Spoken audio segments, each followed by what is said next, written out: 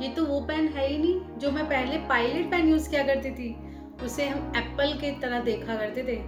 ऐसे ही क्या आपने देखा है कि लाइफ में या सोसाइटी में एकदम ही से चेंज हो जाए और उस चेंज से आपकी लाइफ में कभी कोई दिक्कत हुई है? कभी भूकंप का नाम सुना है? सुना होगा, महसूस भी किया होगा। सुनामी देखी है? ऑब्वियस सी बात है, देखी होगी और नहीं देखी तो उसके आपने इफ़ेक्ट भी देखे होंगे कि सोसाइटी में क्या-क्या उसके इफ़ेक्ट हुए, है ना?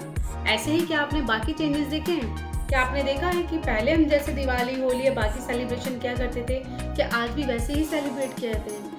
नौकरी की तलाश के अंदर लोग इतने दूर-दूर बैठे हुए हैं फिर भी दिवाली और होली मना रहे हैं। क्या वैसे ही पहले भी मनाई जाती थी? जी हाँ, ये जो चेंजेस हैं, हम आज इसी चेंजेस के बारे में बात करने वाले हैं और इस चेंज को बोला जाएगा कंज़र्वेटिज़्म। आज हम बात करने वाले हैं कंज़र्वेटिज़्म ट्रेडिशन। सुना होगा, इसको हम रूढ़िवादी परंपरा के नाम से भी जानते हैं। क्या बात करते हैं ये? देखिए, जब हम कंज़र्वेटिविज़्म की बात करते हैं, तो ये बात करता है नो चेंज, बिल्कुल चेंज ना हो, इसकी भी बात करता है। ये बात करता है चेंज होना चाहिए लेकिन ग्रेजुअली, धीरे-धीरे, स्लो मोशन में, जो है कि एक्सेप्ट हो सभी को, accepted by society, accepted by people, किसी को कोई इश्यू नहीं होना चाहिए। तो इसी ट्रेडिशन को ये बनाए रखने की बात करते हैं। जब भी हम कंज़र्वेटिज़्म की बात करेंगे तो समझ लीजिएगा या मान लीजिएगा या समझ जाइएगा कि कंज़र्वेटिज़्म बात करता है कि अपनी सोसाइटी को बनाए रखने की। ये फैमिली की बात करते हैं, सोसाइटी की बात करते हैं, रूल ऑफ लॉ की बात करते हैं। ये ऐसी चीज़ों की बात करते हैं जो बहुत ही पुराने टाइम से चल रही है और आज भी चली जानी चाहिए। इनका मानना है कि हाँ, चेंजेस होने चाहिए लेकिन सडनली चेंजेस नहीं होने चाहिए, रैपिडली चेंज नहीं होना चाहिए। इसलिए तो इन्होंने जो फ्रेंच रेवोल्यूशन हुआ था उसको क्रिटिक करा था। इन्होंने कहा था इवोल्यूशन होना चाहिए, चेंज नहीं होना चाहिए, क्योंकि इवोल्यूशन एक अच्छी चीज़ है लेकिन रिवॉल्यूशन होना बहुत बेकार चीज़ है। इसलिए इन्होंने रिवॉल्यूशन को क्रिटिक किया, फ्रेंच रेवोल्यूशन को क्रिटिक किया।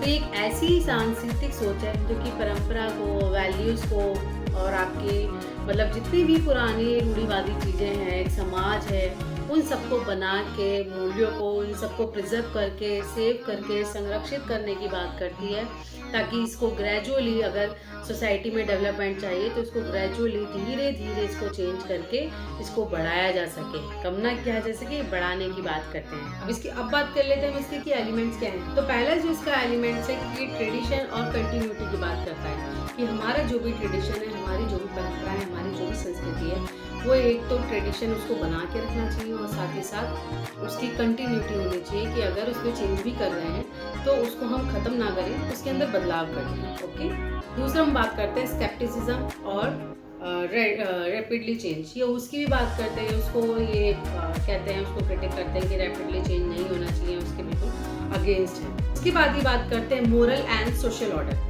ये मोरल और सोशल ऑर्डर को बना के रखने की बात करते हैं। क्यों? क्योंकि हर सोसाइटी के अंदर वैल्यूज़ तभी मान्य होती हैं, आपको लेजिटिमेसी, आपकी पावर, आपका मतलब राइट्स, आपकी फ्रीडम, ये सारी की सारी कब बनती हैं? ये सारी की सारी आपको तभी मिलेगी जब एक सोसाइटी के अंदर स्टेट होगी, गवर्नमेंट होगी, और अगर स्टेट और गवर्नमेंट अगर है तो वो भी रूल ऑफ लॉ के अकॉर्डिंग चले या सोशल ऑर्डर के अकॉर्डिंग चले, ऑर्डर एंड लॉ के अकॉर्डिंग चले। जब तक सोसाइटी के अंदर कुछ चीज़ें लिमिटेड नहीं होंगी, कुछ चीज़ों को वैल्यू नहीं किया जाएगा, तो आपकी जो चीज़ें हैं वो संरक्षित और प्रिजर्वेटिव के तौर पे नहीं काम करेंगी। तो इसलिए एक मोरल और एक जो सोशल ऑर्डर है वो होना चाहिए और इसको संभाल के रखने के लिए ही ये बात करते हैं गवर्नमेंट की। लेकिन ये गवर्नमेंट की बात करते हैं लेकिन लिमिटेड गवर्नमेंट की बात करते हैं। क्यों? क्योंकि अगर गवर्नमेंट की भी बात करते हैं, अगर हम गवर्नमेंट की बात करें तो गवर्नमेंट भी कहीं ना कहीं हस्तक्षेप करेगी, अपना इंटरफेयर करेगी। इससे क्या होगा? इससे ये होगा कि जो हमारा सोशल ऑर्डर है, जो हमारे ट्रेडिशन है या हमारी जो वैल्यूज़ है वो कहीं ना कहीं वो ख़त्म हो जाएंगी। इसलिए कहते हैं कि गवर्नमेंट होनी चाहिए ताकि आपके ट्रेडिशन को, आपकी वैल्यूज़ को, आपके सोशल ऑर्डर को, आपकी जितनी भी मोरालिटी है, इन सारी चीज़ों को प्रिजर्व करके रख सके। इसलिए ये गवर्नमेंट की बात करते हैं और इसलिए कहते हैं कि गवर्नमेंट का होना ज़रूरी है लेकिन सिर्फ और सिर्फ एक लिमिटेड तौर पर। तो ये लिमिटेड गवर्नमेंट की बात करते हैं। उसके बाद बात करते हैं ये हायरार्की एंड अथॉरिटी की बात करते हैं। कहते हैं कि हर सोसाइटी के अंदर जो हमारा ट्रेडिशन कहता है वो कहता है कि हर ट्रेडिशन में एक हायरार्की बनी हुई है, एक सोशल ऑर्डर बना हुआ है और वो होना बहुत ज़रूरी है। क्योंकि आप देखते हैं अगर आपकी फैमिली, क्योंकि ये फैमिली से ही स्टार्ट होते हैं कि एक फैमिली होना चाहिए, फैमिली होगी तो सोसाइटी बनेगी, सोशल होंगे लोग, और यही परंपरा चलती आ रही है, आगे चलनी चाहिए। तो इसलिए कहते हैं कि हायरार्की, क्योंकि फैमिली के अंदर भी एक बड़ा मेंबर होगा, दादाजी होंगे, फादर होंगे, मदर होंगी, फिर ब्रदर होगा। इसी तरीके से हायरार्की को ये बहुत इंपॉर्टेंस देते हैं और ये एक्सेप्टेंस करते हैं सोसाइटी के अंदर हायरार्की का, कि हायरार्की का होना और सोशल ऑर्डर का होना बहुत ज़्यादा ज़रूरी है। तो ये हायरार्की और अथॉरिटी की ये बात करते हैं। उसके बाद ये बात करते हैं नेशनलिज्म एंड कल्चरल आइडेंटिटीज़ की, कि कल्चरल आइडेंटिटीज़ और नेशनलिज्म को बचाकर अगर रखना है तो आपको अपने ट्रेडिशन को, अपने कल्चर को बनाकर रखना होगा। उसको ख़त्म करने की जगह ग्रेजुअल चेंज करना चाहिए, स्लो मोशन में चेंज होना बहुत ज़्यादा ज़रूरी है, क्योंकि परिवर्तन एक सामाजिक प्रक्रिया है और एक ये नेचुरल प्रोसेस भी है। क्योंकि परिवर्तन, जब एक बच्चा पैदा होता है तो उसके अंदर नेचुरल प्रोसेस होता है और वो बड़ा भी होता है। तो ऐसे ही इनका ये मानना है कि चेंज होना एक आवश्यक तत्व है, परंतु ये एक लिमिटेड उसमें होना चाहिए, धीरे धीरे होना चाहिए। चेंज ज़रूरी है हर किसी के विकास के लिए, पर इसके अंदर चेंजेस बहुत ही धीरे धीरे होना चाहिए। तो अब हम बात कर लेते हैं इसके जो टाइप क्या है।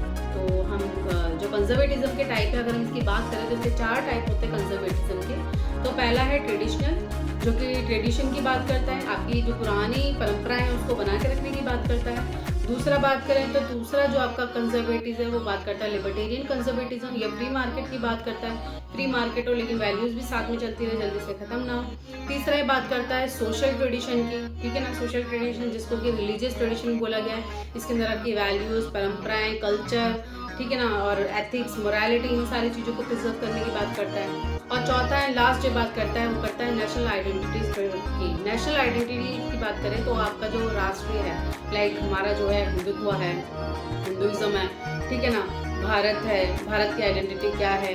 वहीं अगर अदर स्टेट में जाएं, यूके में जाएं, यूएस में जाएं, इन सारी जगह पर जाएं तो इनकी आइडेंटिटी क्या है। तो इसलिए कहते हैं कि हर नेशन को प्रिजर्व करने के लिए उसकी पुरानी परंपरा को, पुराने कल्चर को बचा के रखने की बहुत ज़्यादा ज़रूरत है। तो होपफुली आपको समझ में आया हो कि जो कंजर्वेटिज्म है वो क्या है। तो कंजर्वेटिज्म की जब भी बात हो तो समझ लीजिएगा कि ये बदलाव नहीं चाहते, ये ग्रेजुअल चेंज चाहते हैं।